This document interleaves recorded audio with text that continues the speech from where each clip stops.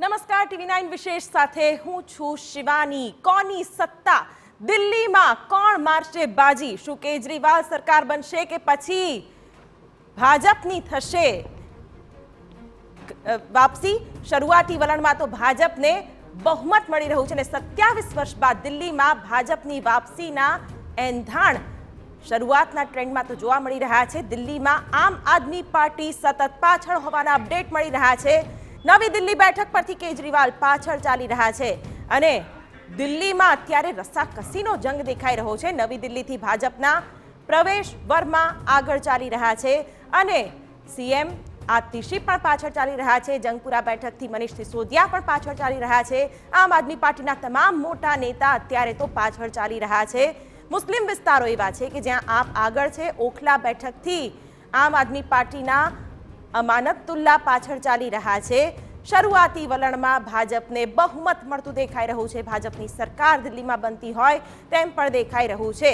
ત્યારે સતત છેલ્લી ઘડી સુધી હાઈ વોલ્ટેજ ડ્રામા દિલ્હીમાં આ ચૂંટણીઓને લઈને જોવા મળ્યો છે।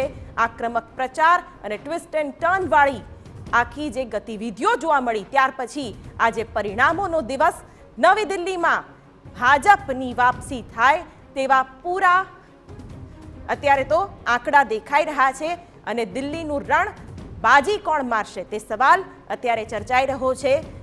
દિલ્હીની ગાદી પર કોનું હશે રાજ તે સવાલ અલગ અલગ વિસ્તારો પ્રમાણે પણ એક એનાલિસિસ કરીએ તો ઓખલા બેઠકથી આપના અમાનતુલ્લા પાછળ ચાલી રહ્યા છે। મનીષ ચૌધરી ત્યાં આગળ ચાલી રહ્યા છે ભાજપના। ત્યારે શરૂઆતી વલણમાં જે પરિણામો જોવા મળી રહ્યા છે તેમાં ભાજપને 38 બેઠક, આમ આદમી પાર્ટીને 25 જ્યારે કે કોંગ્રેસને 2 બેઠક મળતી દેખાઈ રહી છે। 70માંથી 65 બેઠકોનું અત્યારે આ પરિણામ જોવા મળી રહ્યું છે અને શું આમ આદમી પાર્ટી સરકાર ટકાવવામાં સફળ થશે કે કેમ તે હવે જોવું રહ્યું, કારણ કે છેલ્લી ઘડી સુધી જે પોલિટિકલ ગતિવિધિઓ જોવા મળી રહી છે ચૂંટણી પંચ મુજબ પણ ભાજપ આગળ છે। ભાજપ 2 બેઠક પર આગળ હોવાનું હાલ ચૂંટણી પંચ પણ જણાવી રહ્યું છે।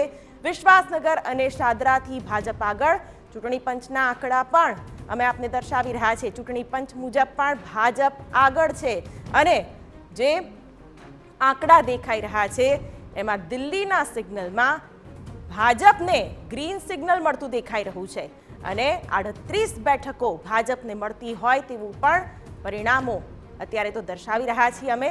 ચૂંટણી પંચ મુજબ ભાજપ આગળ હોવાનું પણ કહી રહ્યું છે અને ખાસ તો 2 બેઠક પર ભાજપ આગળ તેવા પણ આંકડા મળી રહ્યા છે।